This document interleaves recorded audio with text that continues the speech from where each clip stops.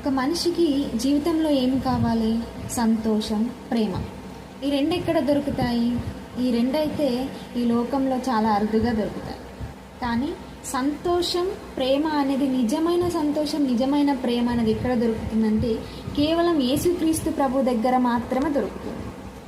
ఆయన దగ్గర సంపూర్ణ సంతోషం ఉంది. ఎలా అంటే ఆయన మన కోసం సిలువలో తన ప్రాణాన్ని అర్పించినాడు. అందులో ఆయన ప్రేమ, ఆయన త్యాగం మనకు అనిపిస్తుంది.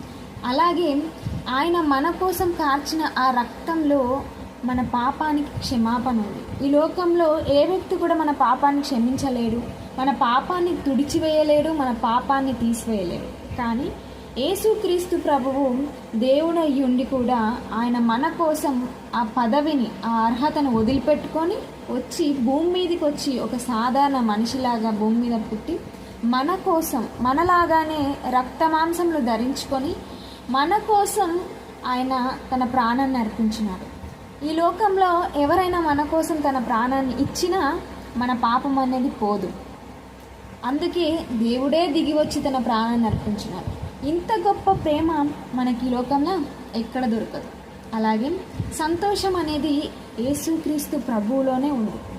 ఈ లోకంలో ఎక్కడికి వెళ్ళినా మనకు సంతోషం దొరకదు, సమాధానం దొరకదు. కానీ నా ప్రభువు నా కోసం ప్రాణం పెట్టాడు. ఈ లోకంలో నా పాపంని ఎవరు తుడిచివేయలేరు. ఒక పాపి తన పాపం చేస్తే ఎంత బాధపడతాడు. అయ్యో నేను పాపం చేసినాను, నన్ను క్షమించాలి, ఎవరు నన్ను క్షమిస్తారు? ఇంత ఘోర పాపిని ఎవరు క్షమిస్తారు? ఈ లోకమైతే నన్ను ద్వేషించింది, అందరూ నన్ను వెలివేసినారు, కానీ నన్ను క్షమించగలిగే వ్యక్తి ఎవరు? ఒకవేళ ఆ వ్యక్తి క్షమించినా నాకు సమాధానం వస్తుందా, నాకు నెమ్మది వస్తుందా అంటే అది కేవలం యేసుక్రీస్తు ప్రభు క్షమిస్తేనే ఆ వ్యక్తికి సమాధానం, నెమ్మది వస్తుంది. ఎందుకంటే నీ కోసం, నా కోసం తన రక్తాన్ని చిందించి తన ప్రాణాన్ని పెట్టిన వ్యక్తి యేసుక్రీస్తు ప్రభు మాత్రమే.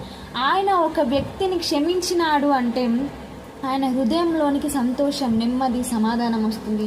ఆ సమాధానం, ఆ సంతోషం ఎప్పటికీ పోదు. ఎందుకంటే యేసుక్రీస్తు ప్రభు యొక్క క్షమాపణ ఎప్పటికీ అది క్షమాపణనే. ఆ క్షమాపణ పొందుకున్న వ్యక్తి తన జీవితాంతం సంతోషంగా ఉండగలడు. ఎలా అంటే యేసుక్రీస్తు ప్రభుని కలిగి ఉన్నప్పుడు ఆయన హృదయంలో సంతోషం అనేది వస్తుంది.